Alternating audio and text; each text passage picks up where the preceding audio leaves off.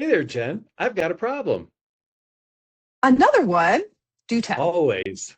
So I've been doing some onboarding with some folks this week, and it's always surprising about how folks don't think about how they set up their trips. So, for example, I know in YouLi we've got packages, and packages are the way that I sell my trips, single room, double room, whatever. In my case, I normally go to villas, so every room gets its own package. Every room is its own package, which is great. But folks often have yurts where they'll have four or five people, and their people don't want their people to sign themselves up for those rooms. Or I've got, a Yours. bunk room. Right. There's all kinds of stuff that's out there. It's insane how they set things up. I was wondering if you could kind of walk me through some of the options that are out there since I'm not using them all to the fullest extent. And maybe we can help others figure out how to sell their packages as well. Yeah, absolutely. We have definitely found over the years that there are so many different ways to sell rooms on trips, sell or manage. And maybe that's like the first thing to kind of think about when we're talking about, how to sell your rooms is actually, are you selling rooms or are you managing rooms? And maybe that's the kind of, it sounds like your example is you're actually selling a room. So you're using our sort of default case, which is package level inventory. And Right. so, so talk me through a little bit about like why do you sell per room as like using packages as compared to just letting people like, pick the luxury room versus the classic room? Like why do you break it down to that level? So in my case, when I do a villa, I'll get photos of every single room, and my folks definitely want to see the room that they're going to book themselves into. They don't want to just be put in some king room or some generic queen room because these are villas and every room is going to be decorated a little bit different. So my folks are very particular. So for me, the package level inventory makes sense. If it's an 8 room villa, I need a plan that's got, 8 packages. And for me, that's worth it. So that's a great specific example of how to use package level inventory to do room level inventory. So we'll move on to some special cases there in a second. But on the package level, basically it just means that you're selling like each package has a price. That's probably the best way to think about it, like how to break this down. Like if a lot of our clients actually just have one package, you're just booking into the trip, like especially when with our solo female traveler clients, they tend to just have kind of one or two kind of levels or packages, and those are sort of price points. So that's usually where it starts is like, okay, I'm selling a spot on a trip. That's my package. But if you're actually selling based on like the category of room, so maybe you have like a luxury suite as compared to a poolside room as compared to a garden view room, you would have like three different package levels. And you're actually not managing rooms. You're really just managing category of rooms. And then you put people into these invitation groups, which then when you send your rooming list off to the hotel, they put them in actual rooms, right? Like Okay. that's kind of like the mentality is like if you're the kind of operator or agent that like I don't actually care whether they're in 4A or 4B, then you probably just need package level inventory because you're just going to send a rooming list with like these people need to room this person and they need to be in the luxury suite or they need to be in a poolside room. If that's kind of the mentality that you have when you're selling, then package level inventory is going to work great for you. Okay. So then what you're saying is the way that I'm selling now per room should be the room level inventory. Is that right? That's right. And so when we first built YouLi, we only had package level inventory as the option. So you set up and you just, very smart. I love it when people kind of use the platform in different ways. But you realize like, oh, well, it says package, but I can set the inventory to be one and sell it at a room level. So that's a great way to do that if you only have 8 rooms, right? But if you actually have, you need both package and room level. So this is the kind of scenario where you actually do care whether they're in 4A or 4B. So you've got 20 rooms on level 4 that are of a certain category. Maybe they're ocean view. And then you have another 10 rooms that are on level 7 that are, there may be, one bedrooms or something like that. So those two different packages, that sets the price point, right? So you're still setting your prices per package when you do room level inventory. But the difference is that when those bookings come in, you can actually put individual bookings and people into specific named rooms. So you can Okay. put in, I've got 4A, 4B. Now, this takes a lot of coordination. So this is kind of next level. So it's room level inventory. It's a lot more administration. I wouldn't recommend it for small teams, but if you're a bigger operation and you have really picky customers, then you're going to take the time to get that information from the hotels, and you'll know, is it 23 square feet? Is it 18 square feet? Is it wheelchair accessible in the bathroom? Are there steps? You'll know all those things about each individual room, and you will manage who to put into exactly which room under the category that they've booked. And they don't know this. So room level inventory is all about sort of the opposite of your case. Like your case was, they want to know, they want to pick the rose room and they want to see a photo of the rose room, right? Room level Right. inventory is for your bigger operators that are like, I want them to pick the category of room, and then I want my operations team to decide which one they go into based on what I know about this customer and what I know about this room. And then the customer doesn't find out what room they're in until they get to the destination.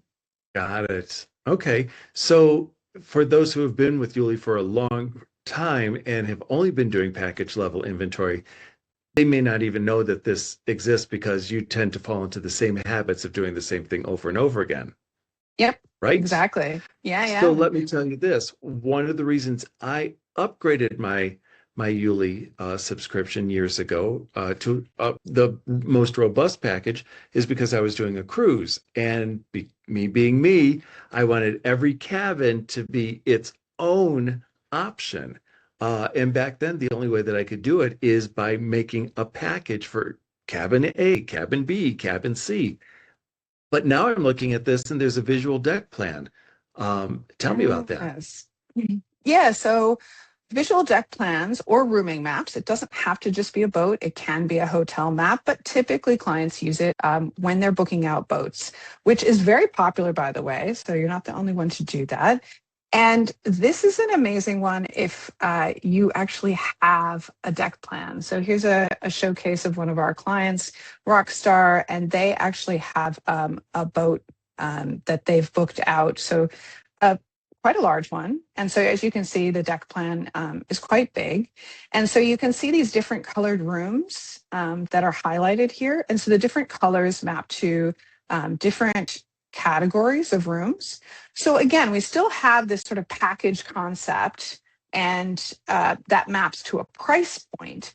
But not only are you picking a particular like category of room, but then you actually get to pick the room itself as the customer. So this is like what you do with the packages per room, but next level, right? So there's a visual map of where that room is on the boat, as well as when you click in, you can see the photo. And so this is that same thing that you do at the package level where you put a photo of it, but now they can actually not only pick based on, oh, I like, you know, yeah, I want this category. Oh, but I want to be a little bit closer to these stairs. Or maybe, and this is one of the things we love and our clients love about the deck plan thing, you can visually see the difference of like, oh, right, I am one level down from all the excitement. I am going to pay a little bit extra and be on a higher deck, right?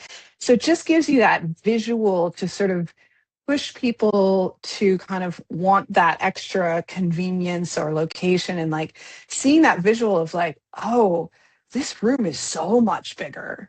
right? Like sometimes when you read and you're like, how Yeah, big is 520 square, 520 square feet? How big is that? It's like, yeah, well, it's like more than twice the size of that other category. right, So when you see it more expensive, you get why it's more expensive, right? So it right. just makes it easier to sell your rooms at differentiated prices, and it allows you to sort of make more money selling these lovely purple boxes as compared to the kind of stand rooms.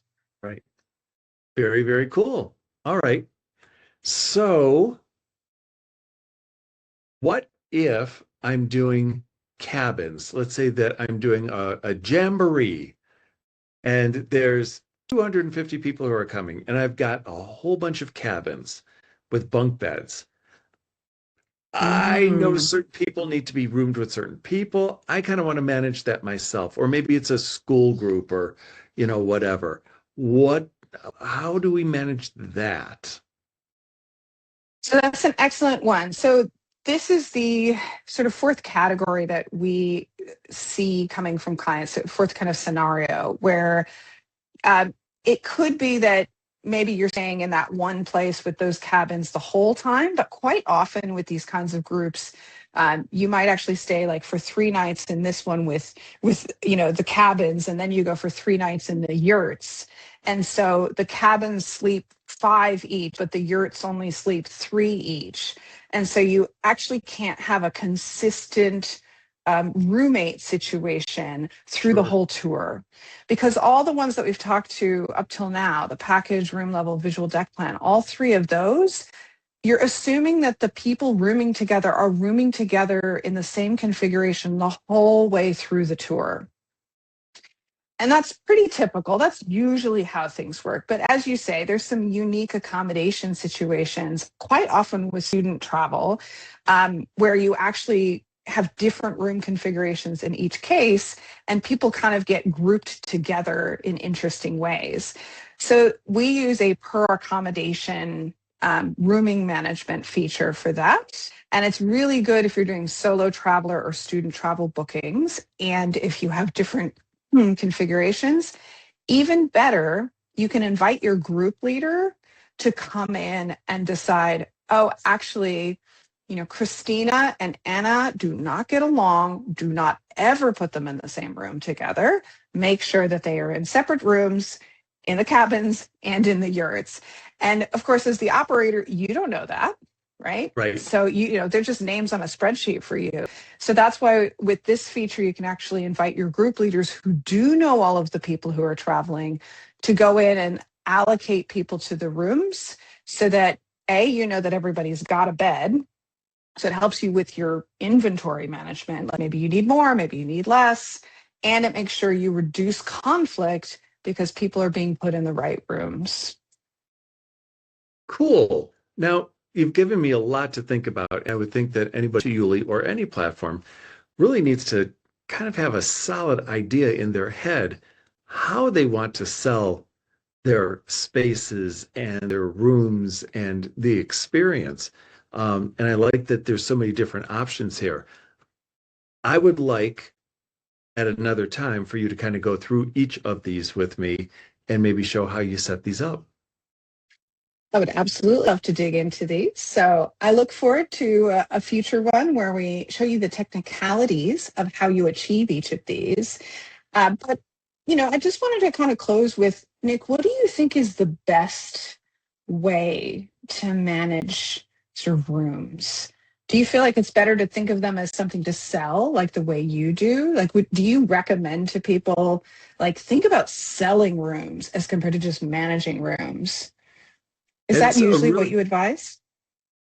in my world, I need to sell rooms because that's where my money is.